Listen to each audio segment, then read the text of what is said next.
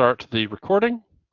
So as always, we've started the recording. So if you want to come back to this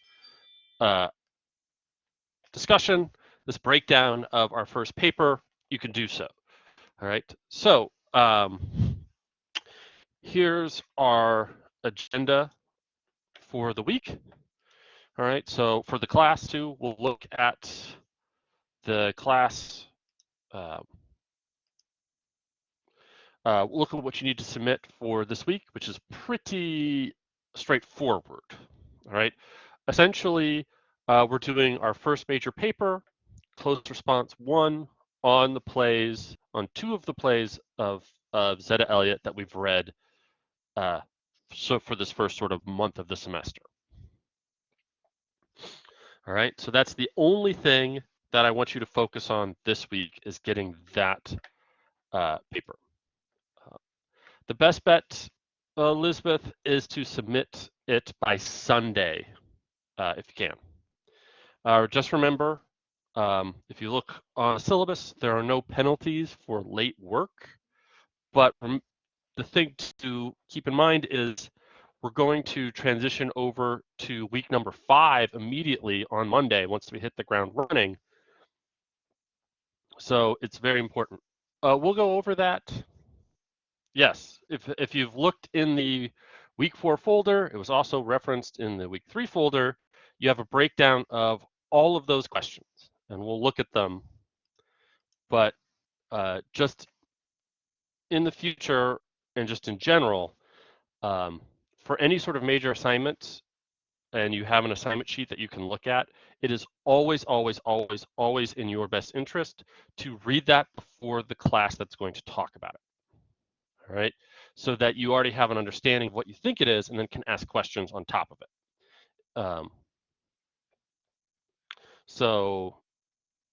That's the only thing that I want you to focus on. If you have any outstanding assignments, it'll be easier for you to try and do any of the smaller assignments next week. It's really imperative that you really focus on the close response 1 this week. So the bulk of the classes, we're going to go over that. All right, we'll walk you through basically the structure of the paper, MLA format and in-text citation, and how to turn it in. All right, we're basically going to go through the entire process of writing the paper. Okay? And then we'll go break, we'll have office hours after that for you to look at stuff. But before we jump in and go away from this screen, one of the things that I want to suggest is feel free to send me a draft of the essay via email. All right, if you want me to look at your paper before submitting it to the final version. Okay, you can send me a draft. Usually the more that you have done, the better advice I can give you, but I'll look at anything that is at least a paragraph long. Right, it's at least has to be a paragraph. All right, you just send me that draft via email. I'll take a look at it. I'll give you feedback back through the email as well. If you've already started it we can look at it in office hours right after this class, if you've already started it. The one note I will say about having me look at drafts is that if you send it to me like at Saturday at 10 p.m. or Saturday night, I can't guarantee you that I'll get you comments back on Sunday. I will try to. I'll keep my eye out, but I can't guarantee it over the weekend. Where if you send me a draft at any point during the week, I'll make sure I get it back to you by at least, Saturday in the early afternoon, so you would have, sort of 2 whole days to work on it. Right. As suggested, if you want to have a deadline in your head, all right, I would strongly suggest being able to submit the paper by Sunday. All right, that will keep you on pace for the course. It will help you not get behind. Okay, if you turn it in on Monday or whatever, remember there's points are not going to be taken off. But if you kind of don't hit this deadline, it does sort of put you a little bit behind of what we're trying to do. Okay. So now let's start discussing the paper proper. Let's first just take a look at our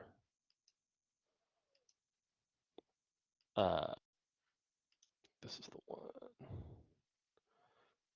Is it? No, wrong one. Sorry about that. Too many tabs open. Here we go. Here's us. All right, so at the top here, you just have a brief video going through basically what to complete this week. Here you have the PowerPoint and video, again, walking through the paper, what you need to do. Then down here, you have the place where you turn the paper in. All right, this was explained in the what to do this week video that was posted on Tuesday, but if you haven't looked at it, here's the assignment sheet. Here's where you turn it in. All right, I would definitely read the assignment sheet, and in particular, I would click right here and read the rubric. All right, remember, the rubric is how I'm going to grade you for this assignment. So you can kind of, it's me, by clicking on this rubric, you're going to see literally how I'm going to grade you. So you'll know what areas you want to make sure you focus on as you kind of revise the paper before you submit it. Right. So I would definitely, if you haven't already, take a look in the weekly folder for all the material that'll help you with the paper. Here are 2 more videos about Mla Format, which we'll talk about just in a second. So from the structure, this is our week that we're in the weekly materials folder. This will be your main thing to focus on. And as I said, this is the only thing that I want you to be doing this week. I want all of your effort going to writing this paper. All right. And before we jump into how to do that, one of the things to remember is that a lot of the smaller assignments you have been doing, all right, the writing quizzes and discussion boards on Elliot's work, you can take some of that you've started there and develop it and put it into the paper. You know, if you've noticed, a lot of writing quizzes or discussion boards ask you to tackle with writing about the themes of the play. That's so you can take some of that and, you know, follow my comments on it if you completed the assignments and be able to use that in your paper some. All right. Think about all the stuff that we've done so far discussing all of Eliot's plays. Right. This is not for you to do a fresh new thing. You're supposed to draw on the back, draw on some of the stuff that you've done, whether it's something you directly wrote in a discussion board or writing quiz, or even just the materials and classes that we've already talked about. All right, so this is you kind of going back and using those themes that we talked about to write your paper.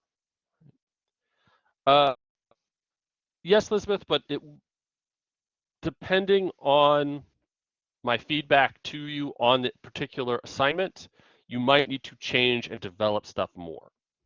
And I've noted that in a comment on any assignment. All right, as long as the assignment was finished, I noted it. Okay. So this is what I want you to focus on, is just doing this. So now let's jump into the breakdown of English 111, your first assignment. Okay, so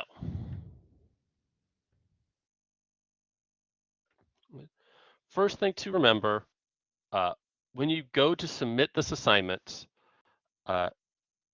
you're going to upload it as a document. Anything that requires you to post something more than just a few paragraphs, I will almost always ask you to upload the document. The link provided in the Blackboard on the presentation that you can find on Blackboard kind of walks you through how to do this, like how to upload a document onto Blackboard. One thing that I strongly suggest is upload your document as a PDF. If you ever use Google Docs or any Word document, you know you'll have two options. It's save or save as. And save as drops down, opens up a little box. On the save as, if you use save as in Google Docs or a Word document or in Microsoft Office, you'll have the option to save your paper as a PDF. I strongly suggest you do this. And I strongly suggest you do it for every single assignment that you ever do in college. The PDF essentially means that however the assignment looks on your screen is how it will look on my screen. Okay? And PDFs are always the most easily openable document. They're the most stable one. Doesn't matter if it's a Mac or a phone or a tablet or whatever. If you save it as a PDF, it's almost always 99% able to be opened. And it will look exactly like how it looks on your screen. So let me strongly suggest you use a PDF.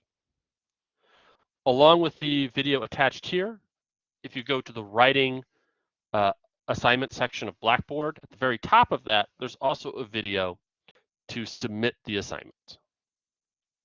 All right. So please just remember you are uploading this assignment to Blackboard. So once you've uploaded it, if you want to look at it to make sure that it looks correct, that you can check this. You don't have to email me for confirmation. Whenever you upload an assignment to Blackboard, you can check your email and you will see a submission ticket. All right. So when you upload this assignment, Blackboard will send you an email that will say, hey, on this date you uploaded this assignment, and they'll say like something like, here's your submission ticket, and it'll be like a whole string of numbers. Essentially, this is your receipt for turning in the assignment. Okay, so you can check it via email. The other place you can look at to see if you submitted the assignment is go to the My Grade section of Blackboard. If you go to the My Grade section of Blackboard, all right, and you have submitted the assignment, you will see a little yellow circle, and also the name of the assignment will be highlighted as a link. So essentially, you can then click on the assignment, look at it, and see what you submitted. And what you see there submitted in My Grades is what I'm going to see when I go to grade it. So you can check to see how it looks. One thing to note, if you do look on My Grades, and instead of a little yellow circle across from the name of the assignment, you see a blue circle. It kind of looks like a blue pinwheel. This means that you have not submitted the assignment. You have only saved it. When you submit the assignment to Blackboard, you're given two choices, save and submit. I can only look at submitted assignments. So just make sure if you check that, that you have the little yellow circle in the My Grade section. At any point in the process, if you had made a mistake on an assignment, you check on My Grades and you notice an error or something you need to fix, or you clicked the wrong document, doesn't matter. You can go back to where you submitted the assignment and submit a completely new version. On the major papers, you have unlimited submissions. But note, I will only ever grade the last assignment you submitted. So one of the things that I would do is I would submit the assignment, I would give Blackboard about 10 minutes, and then you'll be able to see it. All right, and you'll be able to look to see if it's the right one or anything like that. All right, but if you feel you've made a mistake, just submit the assignment again. All right.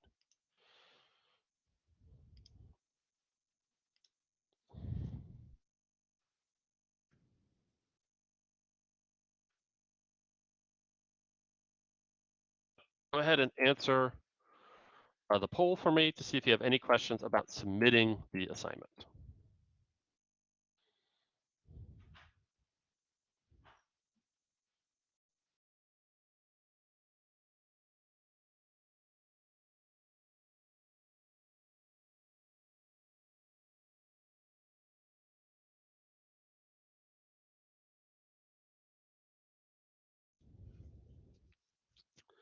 Go ahead and finish the poll for me too.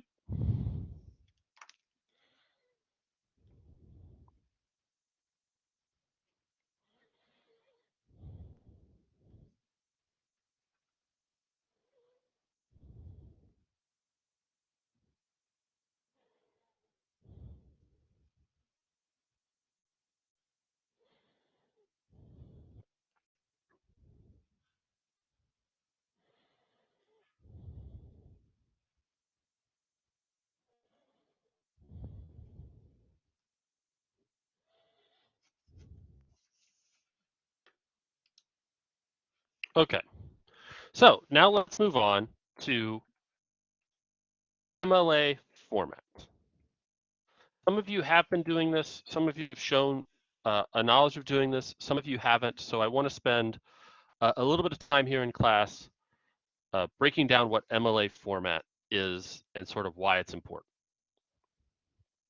Right. First, whenever your professors talk about MLA format or any type of paper formatting, whether it's APA, some of your classes may use APA. You might have a crazy professor that uses the Chicago style format. But if any of your professor says it has to be in this format, they're essentially talking about three key parts. First part is how the paper looks, what we would generally call the format. Next is in-text citation, how you make sure that you are always signaling when you're using evidence from the text. And three, a works cited page in other formats may be called a reference page. This is just a list of all of the sources you used in writing the paper. Doesn't matter if you used one source or 100, you will have a works cited or reference page. Right? So just whenever a professor is saying, hey, you have to do this, I'm going to grade it, they're talking about these three steps. And you got to do all three. All right. So let's first look at number one, how the paper looks, the general format. First, why is how the paper looks important? Well, for me, one of the main things why making sure you can format something properly as students is because how you make important documents look is really underrated as a valuable skill in writing, especially for writing that's something important. You know, for those of you in the workforce, you might even be able to answer this in terms of how long does an employer, on average, initially look at your resume to decide if they want to give you an interview or you're just going to get a no. All right. Just ask yourself, how long do you think they do that? And if somebody works in the field of business and knows the answer, go ahead and spit it out.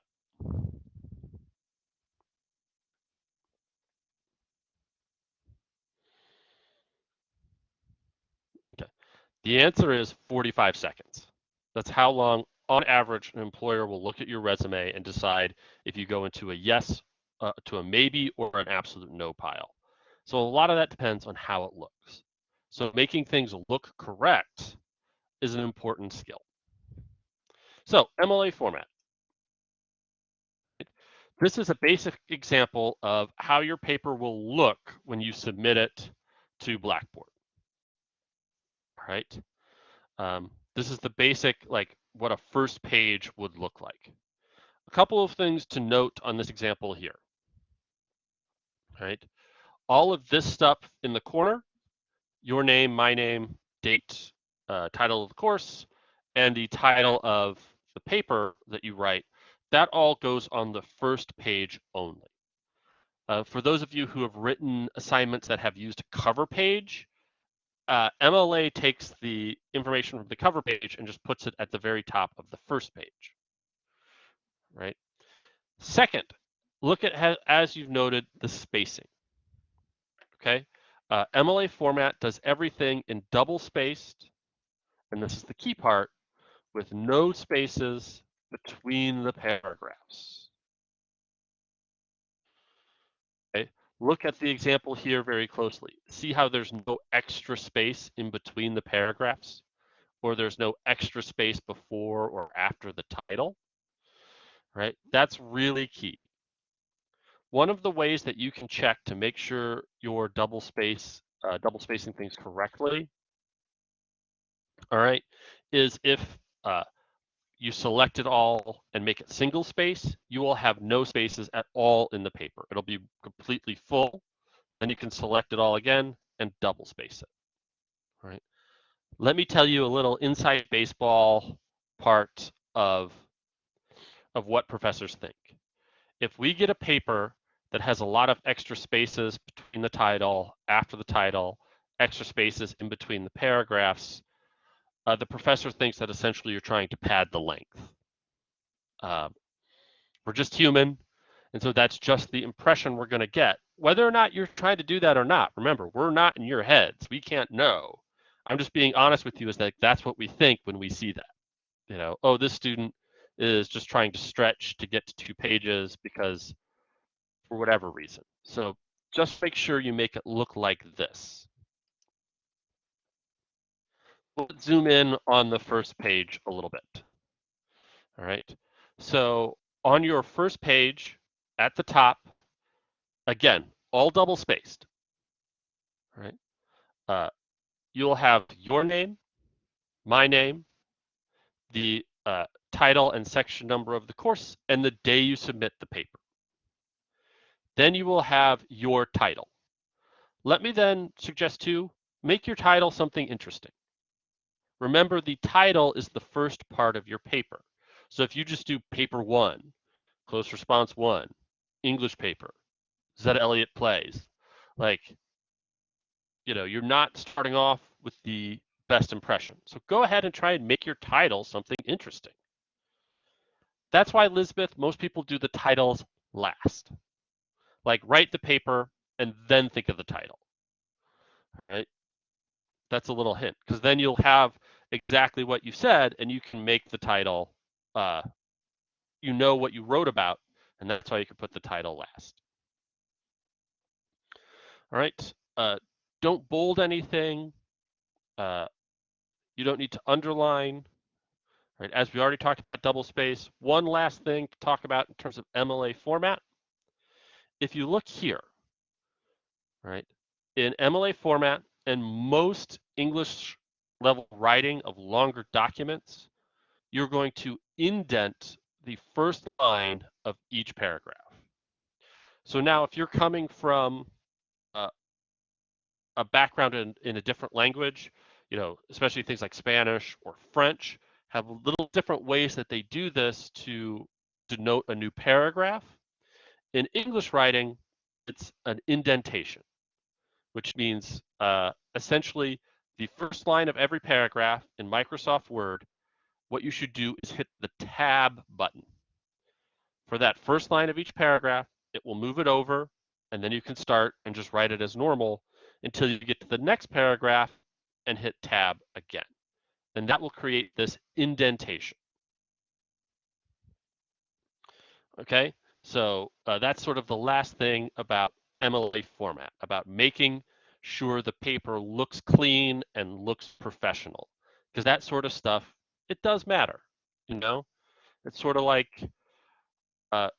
you know, if you're going out on a first date, of course you don't dress super casual. You try and put your best foot forward, you know, before you even start talking to the person. So just make sure that you spend time making sure your paper looks correct. And there's a video on Blackboard, and we'll look here in a second about other ways that you can get real help for this. So that's the first part, smallest part. How the paper looks is important, but it doesn't matter as much as this part. In-text citation is by far the most important part of MLA format. It's the part that can really help you out in a class, or it's the part that can really, really damage you in a class.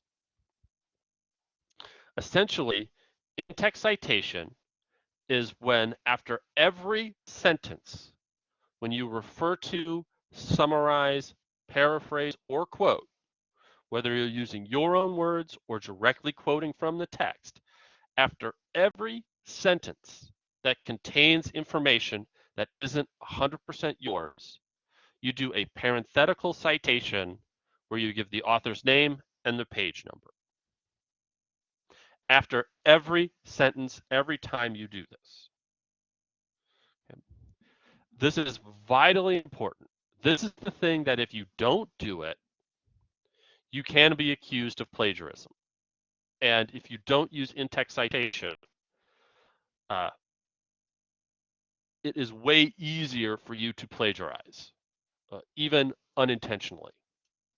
And remember, intention, per the rules of academic dishonesty at CUNY, doesn't factor into how your professor will grade you in any sort of plagiarism issue. All right. You may have a very understanding professor who will give you another chance, or you may have the opposite. Okay. And remember that issues of plagiarism can result in failure of the assignment and failure of the course, as in it's within a professor's academic purview that if a student plagiarizes one assignment, they are able to fail that student for the entire course. Doesn't matter if it's the first paper or the last paper. So if you're doing this, if you're doing in-text citation after every sentence that contains information from something you read, you will never be accused of plagiarism because you are referencing and documenting where you got the information. That's why this is so vitally important. So let's look at an example to help you say what we're talking about. So this here, part in red, this is an in-text citation. This is what we're talking about. Right? And so every time you use something that isn't 100% yours, right, you do parentheses, author's name, page number, parentheses, period. So in the paper that you're going to write, it may be parentheses, Elliot, page 15, parentheses, period. Okay? I want you to do this for every single time that you're using information from Eliot's plays, whether you are summarizing, putting it in your own words, or directly quoting it. It doesn't matter in terms of if you put it in your own words because you're talking about the ideas. All right? And in this class, I will never take points off if you summarize, if you in-text cite something that you didn't have to. So if you have any doubt in your head as you're doing this paper over whether or not you should cite it, just go ahead and do it because you know that I will never take points off from that. Whereas if you leave it off, if you don't do it, that's when things could be a problem. Right? So let's look at if you use the author's name in the sentence. Like let's say you have a sentence that starts out, Elliot's main theme in this play is blank, and you use her last name in the sentence, then you only need the parenthesis, page number, period. If you don't use Elliot's name in a sentence, then you have to put her last name in the parentheses. But no matter what, after every sentence that contains information that isn't 100% your analysis of the plays, you should have an in-text citation. And for this class, usually yes, because you are paraphrasing. If you're paraphrasing something specific, Catherine, you absolutely have to. If you're saying something like the play Quality is a play about gentrification, no. But if you're like the play Quality is a play about gentrification that takes place in a basement centered around an issue of dirty laundry, you might cite that just to make sure you're covering yourself. All right. Like I said, if you cite something and you don't have to, I'll explain why you don't have to, and so you can learn from that, but I'll never take points off. So that's why I said, especially in this first paper, when in doubt, cite. And from this point forward, make sure you do this on all of our assignments. Okay. The last part of Mla Format is the works cited page. This just comes at the end of your paper. You start a whole new page, and it's just a list of the stuff that you quoted and cited in the paper. For this paper, you're going to have one item because you're only using one text, which is Eliot's book of plays. All right. So even if you just have one like we do, you still create a whole separate page. You have works cited at the top of it as a title, and then you create your entry for Eliot. Right. Now, works cited can have a ton of, there are 900 million ways to cite anything that appears in your works cited. You have to look it up. For this one, since it's our first paper, I gave you the format. So this here is the format of where the information goes to create your entry for Zeta Elliott, for the material you're doing for this paper. Right? It goes last name of the author, comma, first name, period, title of the book in parentheses, city of publication, publisher, publication date, and you write the date international style. You don't write it US style.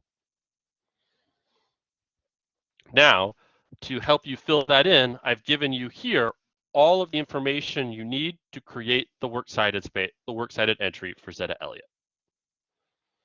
And this PowerPoint will be on Blackboard, so you'll have it there to look at.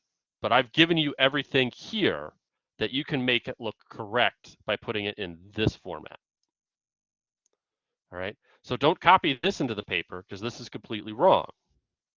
Right, you need to kind of take the information that's presented to you here and arrange it in this order for your works cited. Okay. And the works cited should always be a separate page, and the works cited page never counts in the total essay page count. So if a professor gives you a 2 to 3 page paper like we have here, the works cited page doesn't count in those pages, all right, because there's no real writing done there.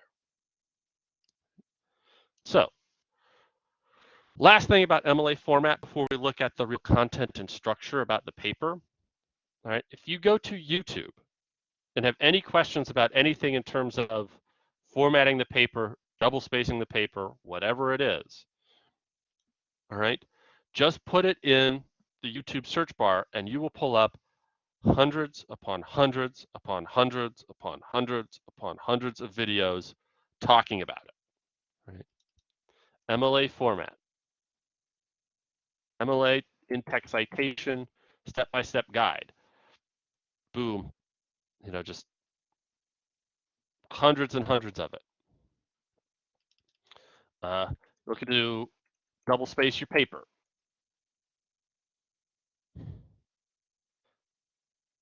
Right? Here's 900 things how to double space the paper. All right. So literally and there's 2 videos on how to do MLA documentation on Blackboard already for you. But if you want, if you feel you're having problems or doing whatever, like literally for anything regarding double spacing your paper, MLA format, MLA citation, and the works cited page, like just Google it.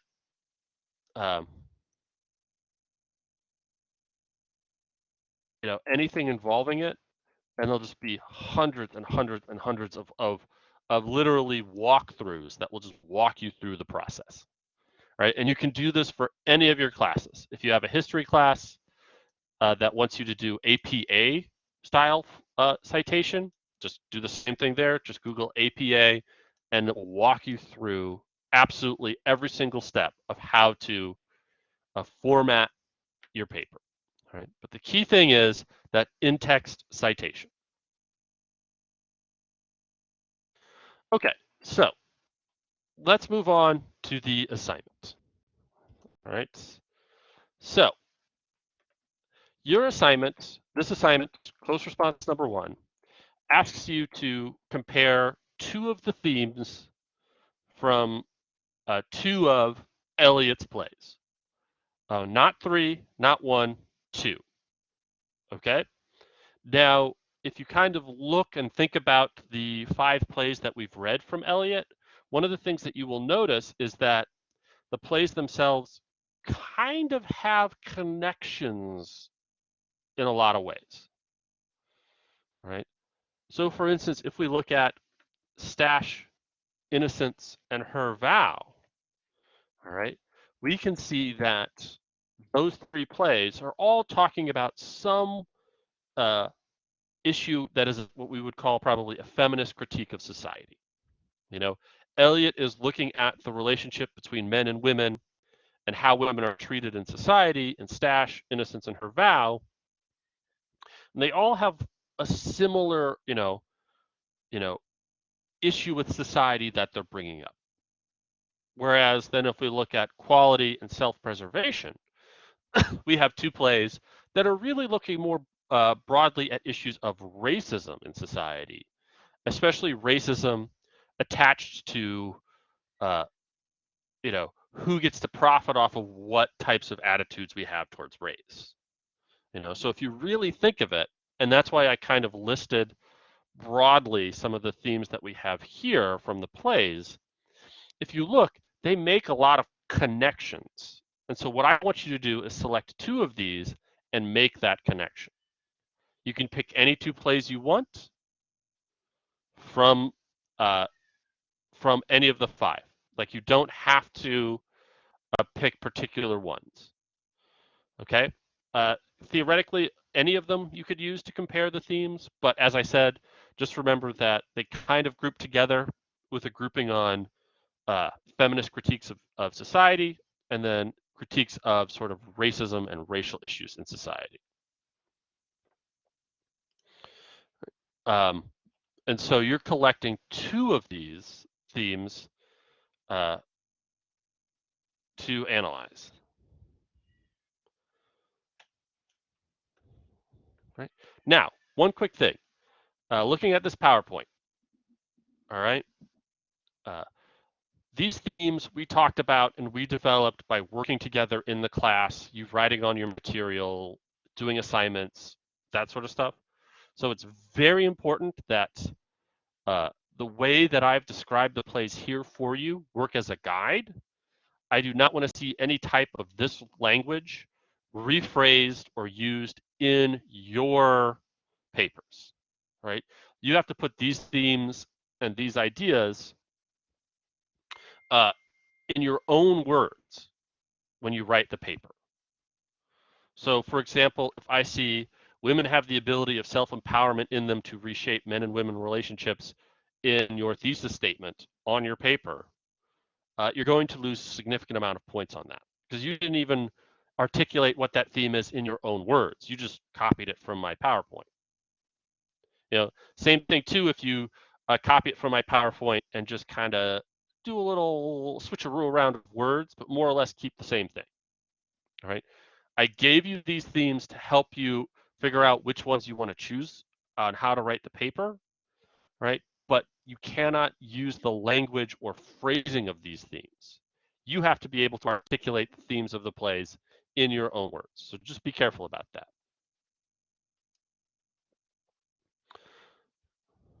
No, don't reword it.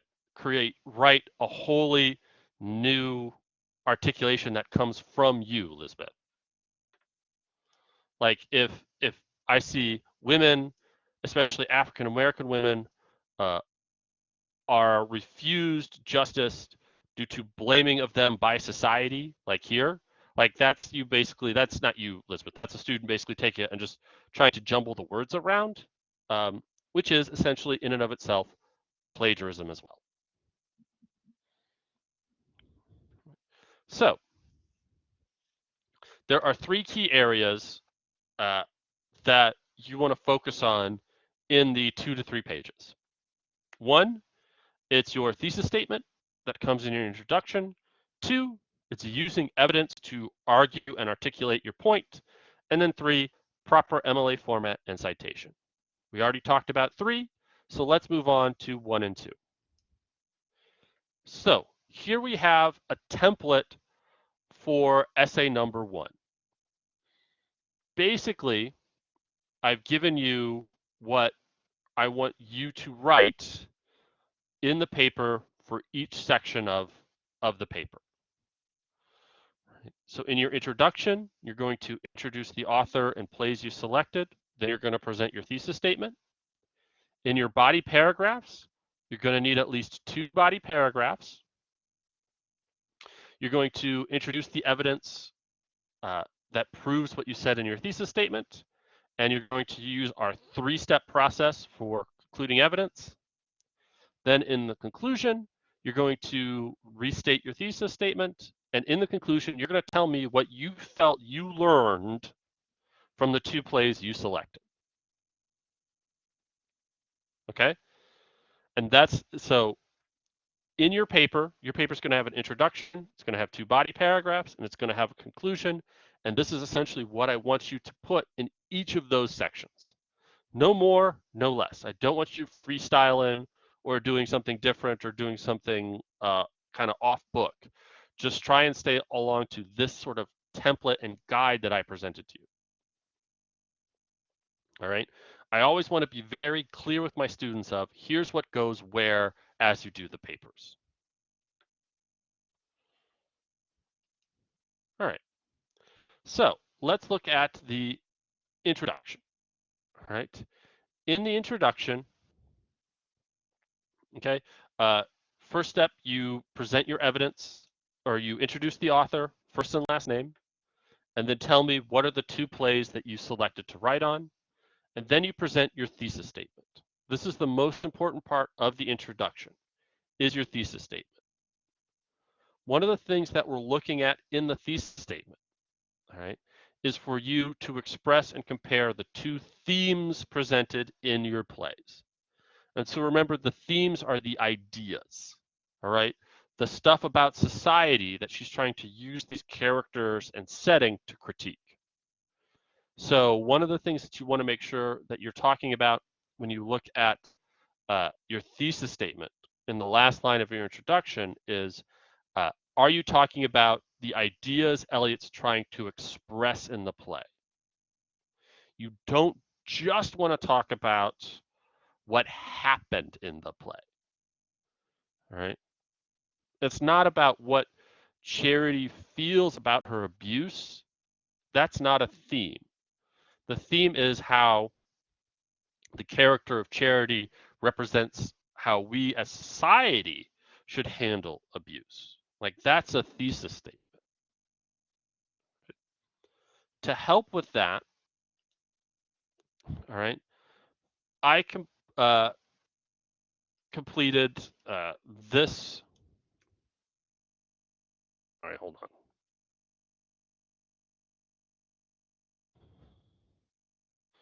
on. I completed this template that you can use. So if you're having trouble trying to articulate how to write your thesis statement, you can use this template. You do not have to use this though. If you feel that you are able to articulate the 2 themes of your plays, you don't have to do this. But if you want, you can use this template to try and help you write out your thesis statement, making sure that you're discussing the themes. Right? And this should go in the last sentence of your introduction. All right? You introduce Zetta Elliott, you tell me what plays you're going to write about, then you tell me in the last sentence of your introduction, you present your thesis statement, which are the themes of Eliot's play. Okay?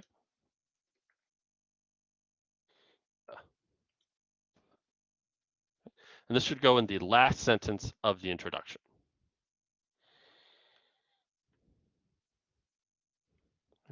So for the introduction, you just really have kind of two jobs. First, you introduce the author, introduce the plays, then you present your thesis statement, comparing the themes of the two plays from Eliot that you selected. Next, we move into the body paragraphs. All right. So your body paragraphs in the body will have a 3-step process. All right. You're going to do this for both body paragraphs, one on one play you selected, one on the other. Okay. So you do not have to talk about both plays in your body paragraphs because you can compare them and explain what you learned from both plays in your conclusion. Right? So I would strongly suggest that in your body paragraphs, stay focused on one play per body paragraph. So first off, you introduce, whenever you have evidence, you always want to introduce the quotation. All right? Whatever that may be. It might be something really simple. It might be a little bit longer. Right? What do we mean by a little bit longer? Essentially, what we mean by a little bit longer is you would tell us sort of the general statement of what is happening in the play. You know, when talking about how they reacted to their father's abuse, Charity tells Constance, and then you would quote it, right? But the first step is always setting up and introducing the evidence. The next step is providing the actual quotation, right? Quoting accurately from the plays. Now, you do not need to use entire passages or cite complete sentences. In fact, usually the shorter or more brief you are in terms of quoting material, the better off you are in general. I would also say never use 2 full quotations in a row in a paragraph, and never have your quotation end your paragraph. And the reason why you can't have two quotations back to back in a paragraph, or have your paragraph end on a quotation, is because you need to always discuss your quotations. You always need to break down your evidence and explain to me how the evidence relates to the theme. And you always explain your evidence by having at least 2 sentences. All right, essentially you need 2 parts for every time after you quote.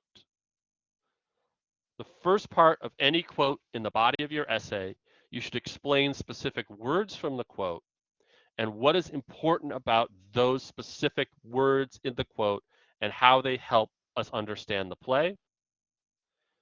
Then you explain why the quote relates to your thesis statement. Right? So after every time you quote in the body of the essay, you're having a 2-step process. First, what's important about that quote? Second, how that quote relates and proves what you said about the plays in the thesis statement. So let's take a look at an example. All right. Okay, so here would be an example of a paragraph a student wrote from a previous year. All right. So this is an example of student work from a previous year that is a good example of this 3-step process of creating a paragraph for this paper. Right? So first it starts off by telling us the importance of not appropriating cultures is vital to Eliot's play, talking about self-preservation. Right? Now here in red, we have the green and blue, we have the 3-step process that the student used in introducing and providing evidence. The red is step 1. This is the introduction to that evidence.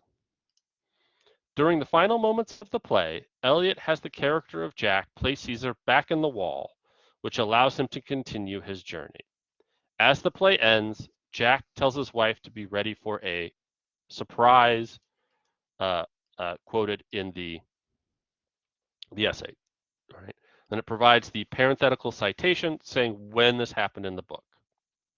So you see in this introduction, when introducing the evidence, this writer, they introduced when it sort of happens in the play, and then they led up to what the character is saying in the quote.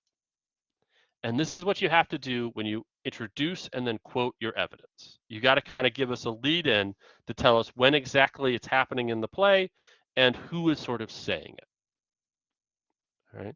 So this is a really good example of introducing and setting up the quote. Right? Then the student provided an accurate MLA citation quotation. Then the student goes and does their analysis of the evidence. They did it in 2 steps. The green is the first part, which is the breakdown section of the analysis. When you tell me what exactly is important about the quote you just gave from the play. Stop doing that. The notion of surprise reflects the idea that most people do not think about cultural ownership. It will be unusual that Jack is letting Caesar continue on his historical journey to freedom because so many people profit off of others' histories. So this student is telling you that the notion of surprise in the text is used ironically, that Jack's can say to be ready for a surprise because most people would act like his wife and keep the person there to make money off them, to especially in terms of a racist perspective, profit off of the labor of Black people. Then the student presents their own second part of their quote analysis that reflects back to their thesis statement.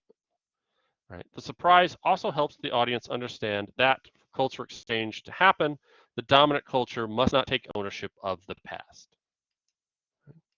So this is not a perfect paragraph. This is not a paragraph that many of you haven't surpassed in terms of your quality on some of your quizzes. Right? But if you're looking for what an example of how to introduce the evidence and quote the evidence, how to break down what's important about the evidence, and then how to connect that back to a thesis statement, this is sort of what your body paragraphs should look like.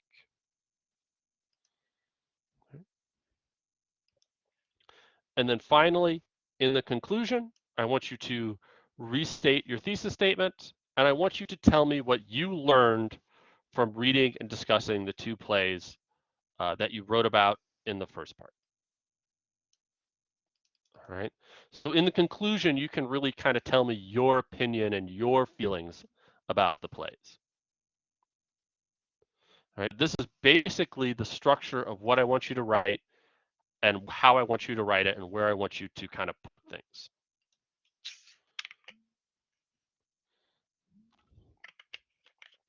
All right. So in the introduction, first thing you do, introduce the author, and then tell me the plays that you have selected. Then you present your thesis statement where you tell me how you're going to compare the themes from the 2 plays you selected. Then you're going to give me 2 body paragraphs where you're going to introduce and analyze evidence that both tells me why that evidence is important to the play and tells me why that evidence helps support your thesis statement. Then you're going to, in the conclusion, restate your thesis statement and then tell me what you felt you learned from the 2 plays you selected. And in the conclusion, you're allowed to use I, but only in the conclusion.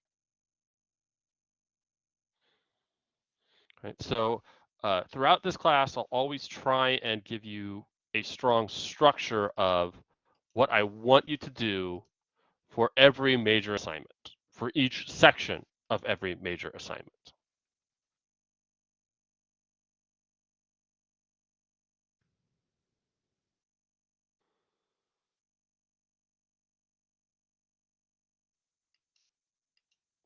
All right, go ahead and answer the poll for me.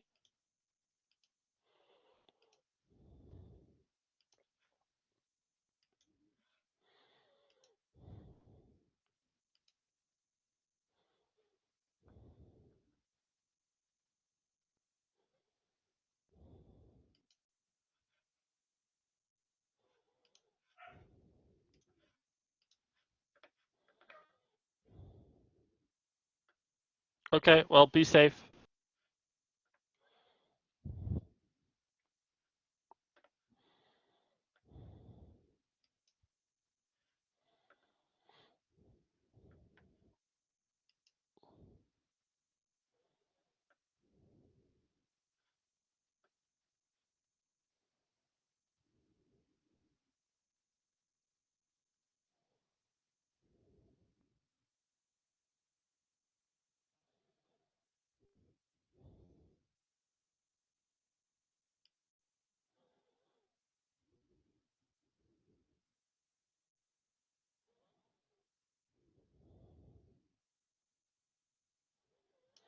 Okay, so just remember that this PowerPoint is available on Blackboard. Um,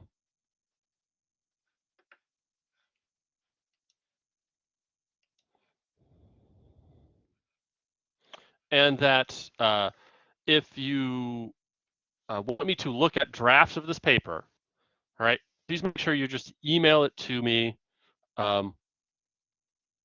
Usually the earlier you can get them done for me, the better, and I can give you feedback. Because as I said, if we get close to Sunday, I may not be able to give you a ton of feedback on it. I'll try to always keep my eyes open, but the weekend can get very busy